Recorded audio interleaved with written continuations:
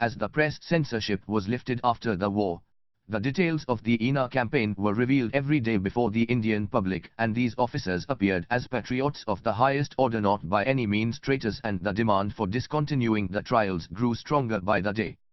The Congress leaders, many of them just released after long incarceration since the Quit India days, could hardly ignore this issue that so profoundly touched popular emotions. The election was round the corner, and the INA trials could be an excellent issue. Subhas Bose might have been a renegade leader who had challenged the authority of the Congress leadership and their principles. But in death he was a martyred patriot whose memory could be an ideal tool for political mobilization.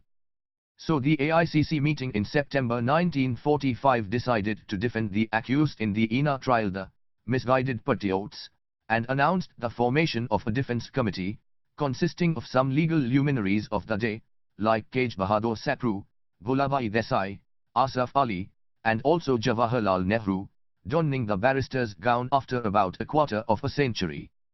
In the subsequent days, as the election campaign set in, Nehru and other Congress leaders addressed numerous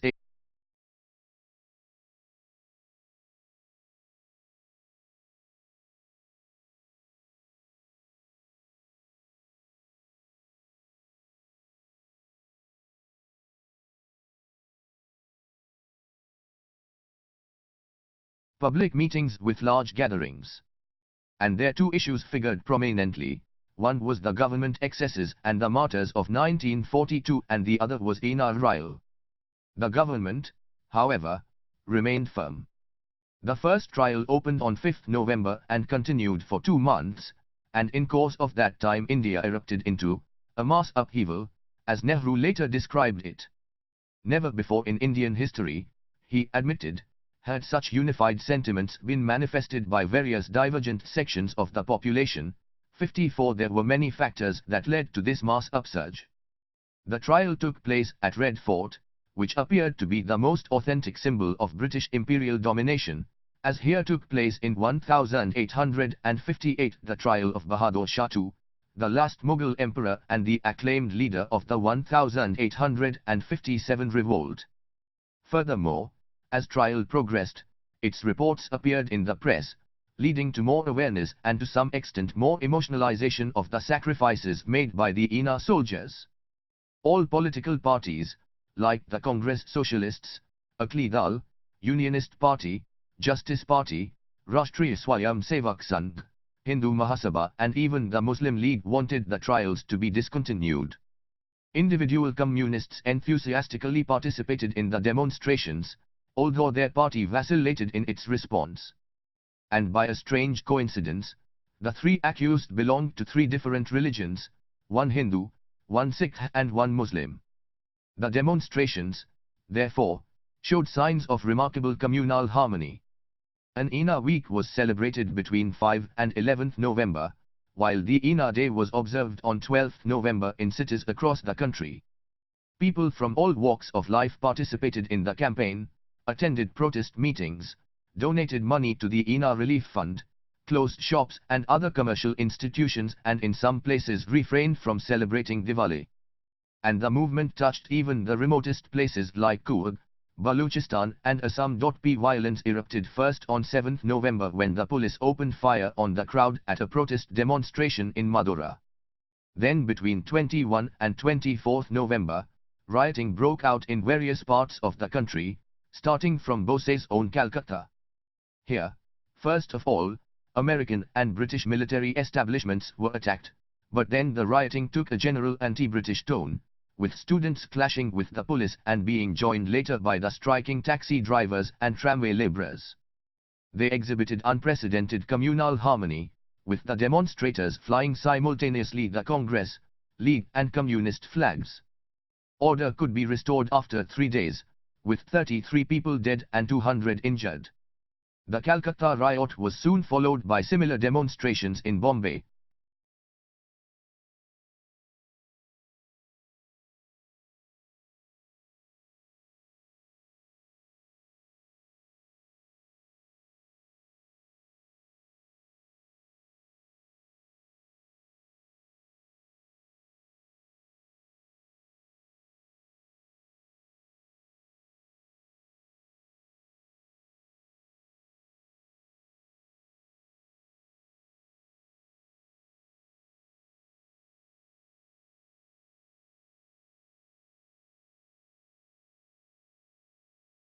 Karachi, Patna, Allahabad, Banaras, Rawalpindi and other places, or in other words, all over the country. S6 The government's determination now wavered. In the trial, the defense tried to argue that people fighting for freedom of their country could not be tried for treason. But despite that, they were found guilty as charged, but the commander-in-chief remitted their sentence and set them free on 3 January 1946. The three officers came out of the Red Fort to a hero's welcome at public meetings in Delhi and Lahore, that celebrated a moral victory against the British. But it was not all over yet. On 4 February, in another trial, Captain Abdur Rashid, who preferred to be defended by a Muslim League Defence Committee, rather than by the Congress 7, was sentenced to 7 years rigorous imprisonment. It sparked off another explosion in Calcutta between 11 and 13 February, this time called initially by the student wing of the Muslim League, but later joined by the members of the communist-led Student Federation and industrial workers.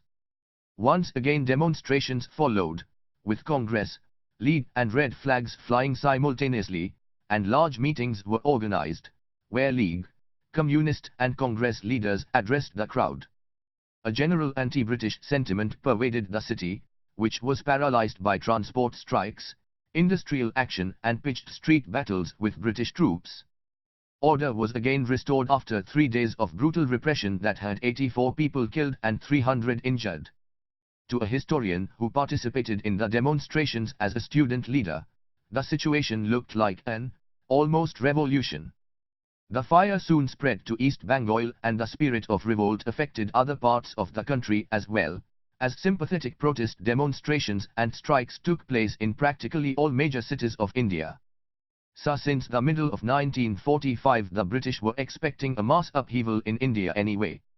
But what really perturbed them was the impact of the INA trials on the loyalty of the army, which in post-quit India days was their only reliable apparatus of rule.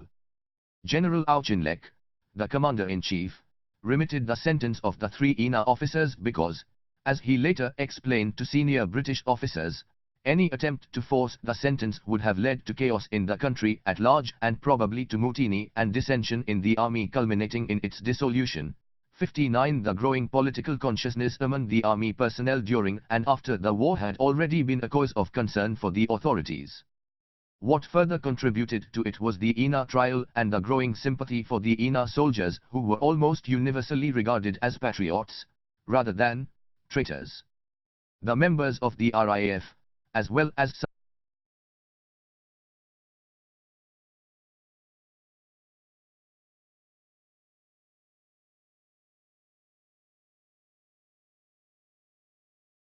other army personnel in various centers openly donated money to the INA Relief Fund and on some occasion attended protest rallies in full uniform. In January 1946, the RAF men went on strike in support of their various grievances. But what really posed a real grave challenge to the Raj was the open mutiny in the Royal Indian Navy, RJN, in February 1946. It all started in Bombay on 18 February when the naval ratings in Miss Talwar went on hunger strike against bad food and racial discrimination. Soon the rebellion spread to other naval bases all over India and to some ships on the sea where sympathetic strikes took place. At its peak, 78 ships, 20 shore establishments and 20,000 ratings were involved. What was really remarkable was the extent of fraternization between the naval ratings and common people that was visible during these few days in various cities of India, a phenomenon that had immense revolutionary potential. Bombay went on strike on 22 February in sympathy, and here public transport system was paralyzed, roadblocks were raised, trains were burned, shops and banks were closed and industrial workers went on strike. Here too the Navy rebels used 3 flags simultaneously as they went round rampaging the city. A Maratha battalion was called in to bring peace to Bombay. By 25 February the city was quiet again, but by then 228 civilians were dead and 1,046 were injured.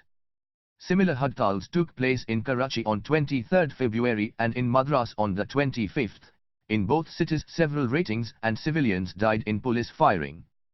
Sympathetic, but less violent, one-day strikes were also reported from Trichinopoli and Madurai, workers' strikes took place in Ahmedabad and Kanpur. The RLAF men and some army personnel also went on strike at different centers. 60 There was, in other words, enough reason for the government to be perturbed. The RIN mutiny was, however, short-lived, but it had dramatic psychological repercussions.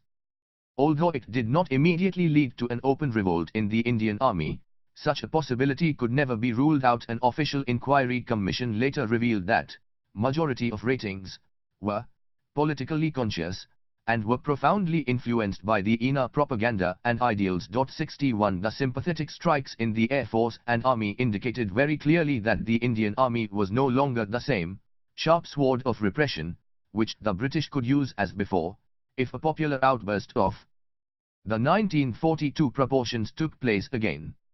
To what extent this revelation forced upon the British a change of policy in favor of transfer of power is debatable. For the Congress, which could alone give leadership to such an upsurge, was not interested in the radical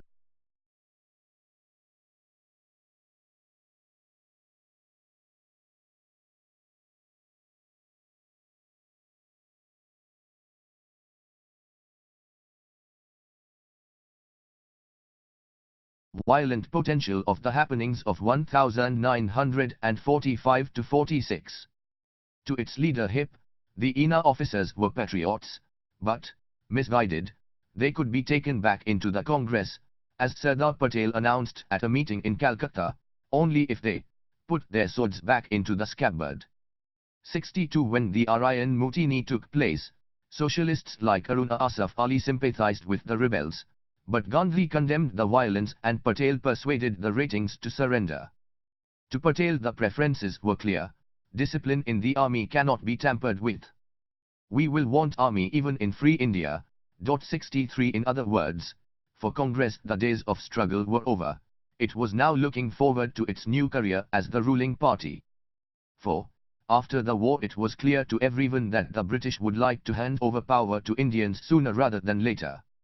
Leaders like Nehru were anticipating in late 1945 that Britain would leave India within 2 to 5 years. 64 So it was time to negotiate for a peaceful transfer of power. But if Congress was not prepared to risk another battle in 1945–46, the Communists were. Not only did they participate actively in the urban riots in Calcutta and Bombay, where they had by now prepared a solid base among the industrial workers, they now organized some militant peasant movements in various parts of India, involving the poor peasants and sharecroppers. Ever since the 7th World Congress of the Communist International in Moscow gave its verdict in 1935 in favor of a united front strategy in India, the Indian Communists started functioning through the Congress. In Bengal, the ex-detainees, once incarcerated for terrorist activity, started communist propaganda and sought to capture the Bengal Provincial Kisan Sabha, BPKS. Through this organization they started mobilizing the peasantry in northern, eastern and central Bengal around radical agrarian issues such as payment of tolls at village marts collected by the union boards, illegal abwabs, truces, imposed by the zamindars, abolition of the zamindari system, and finally the sharecroppers' demand for a two-thirds share of the produce. By 1940 the BPKS was almost totally under the control of the Communists, and its membership had shot to 94,000 from mere 11,000 3 years ago. Communist activities and Kisan mobilization picked up further momentum once the ban on the CPI was lifted in 1942. Although the Quit India movement temporarily stalled the wind of its sails, the popularity of the BPKS does not seem to have been affected at all. By May 1943 it had 124,872 members. 66 One reason for the popularity of the Communists by mid-1943 and subsequently was perhaps the aftermath of the devastating Bengal famine of that year. Amartya Sen is inclined to pick a figure Ht.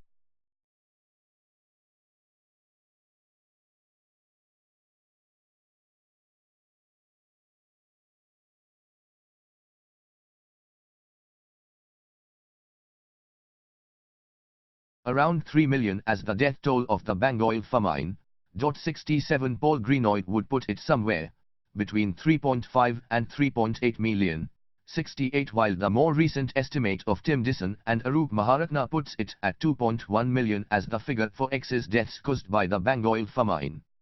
Even if we go by the most conservative estimate, the famine was a catastrophe of such magnitude that history of the subcontinent had never known before.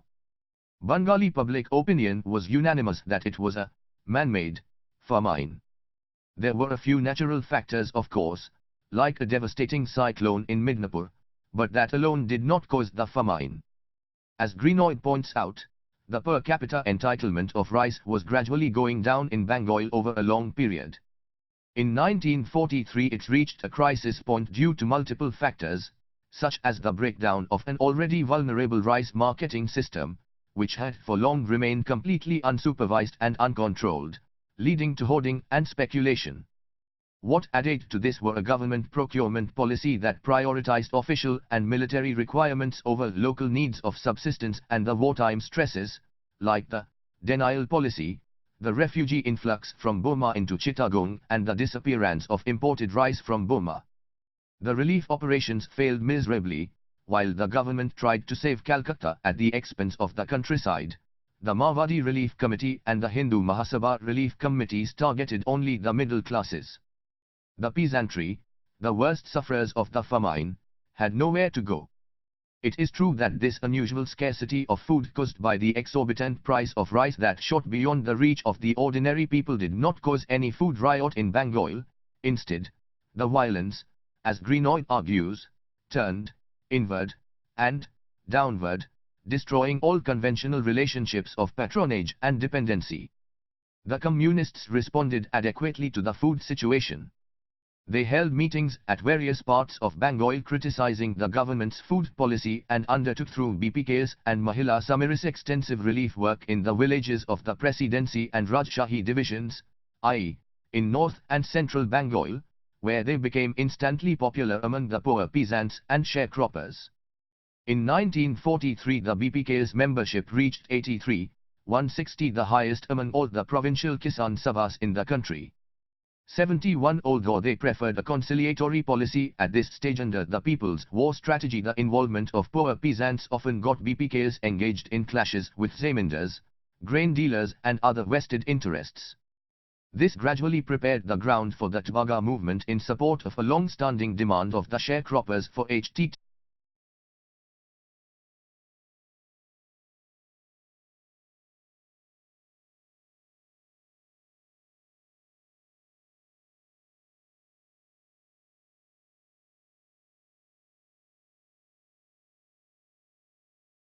Two-thirds share of the produce, instead of the customary half at the end of the war.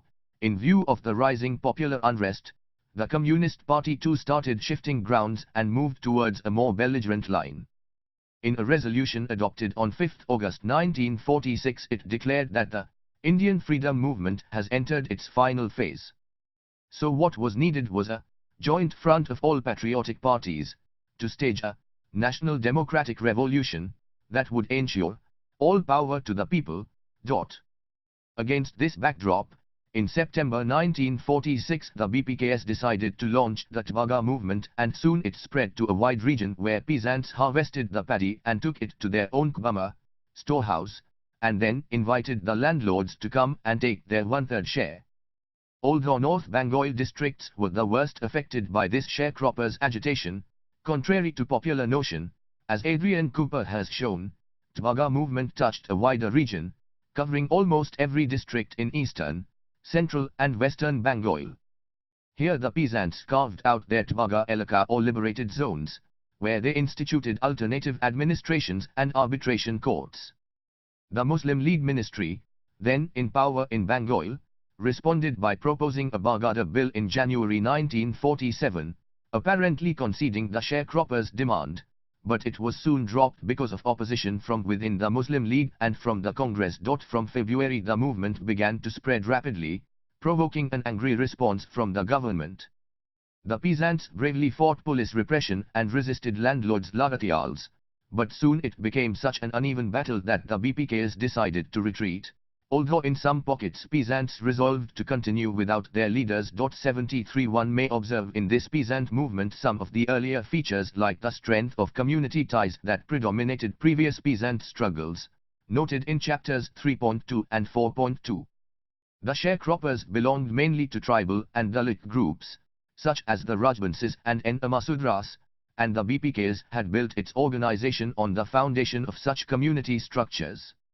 Sugta Bose has, however, noticed in this movement of the late colonial period greater class consciousness, concerns about individual rights and preponderance of economic issues that often tended to fracture older community loyalties, as Rajbansi and Muslim sharecroppers often did not feel inhibited in attacking Rajbansi and Muslim jotters. 75 But it was not a revolutionary movement either, claiming land for the tillers, which remained only a distant goal to cement a delicate alliance between various classes of peasantry.